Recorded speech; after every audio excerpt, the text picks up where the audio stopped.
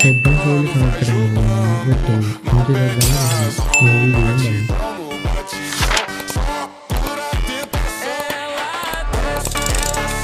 even the headband slowly connected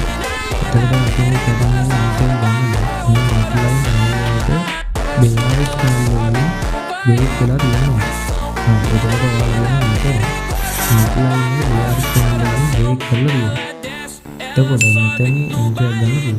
එතකොට මෙතන stop Los එකේ මම පැටර්න් එකේ දකුණු පැත්තේ හයිය තියාගන්නවා. එතකොට මම මෙතන ටාගට් එක විදිහට මේ පහළ ලෝ එක තියාගන්නවා. ඉතින් අදිවල ටාගට් එක අපි ටාගට් වලට වැඩි.